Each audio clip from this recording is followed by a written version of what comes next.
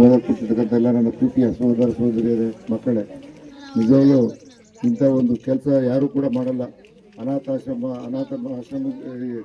ಸೇವೆ ಮಾಡ್ತಾ ಇರಲ್ಲ ಸವಿತಮ್ಮವರಿಗೆ ಮತ್ತು ಅವ್ರ ಕುಟುಂಬದವರಿಗೆ ಮತ್ತು ಅವರ ಎಲ್ಲ ಪದಾಧಿಕಾರಿಗಳಿಗೆ ನಾನು ಕೈ ಮುಗಿದು ಪ್ರಾರ್ಥನೆ ನಮಸ್ಕಾರ ಮಾಡ್ತೀನಿ.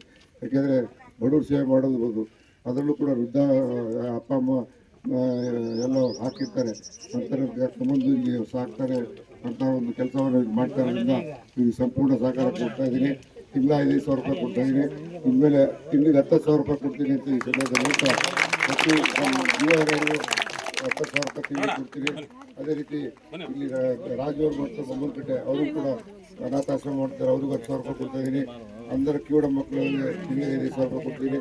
ಹಾಗೆ ಇದು ಅನೇಕ ಆಶ್ರಮಗಳಿಗೆ ಕೊಡುವಂಥ ಕೆಲಸ ಮಾಡ್ತಾ ಇದ್ದೀನಿ. ಯಾಕೆಂದರೆ ದುಡ್ಡು ಶಾಶ್ವತ ಅಲ್ಲ, ನಾವು ಸೇವೆ ಮಾಡೋದಂತ ಶಾಶ್ವತ. ಬಡವ್ರ ಸೇವೆ ಮಾಡಿದ್ರೆ ದೇವ್ರ ಸೇವೆ ಮಾಡ್ದಂಗೆ ಅಂತ ಹೇಳಿ ನಾನು ತಿಳ್ಕೊಂಡು ಮಾಡ್ತಾ ಇದ್ದೀನಿ. ಒಳ್ಳೆಯದಾಗಲಿ, ನಮ್ಮ ಸಹಕಾರ ಯಾವತ್ತೂ ಇರುತ್ತೆ. ನಮಸ್ಕಾರ.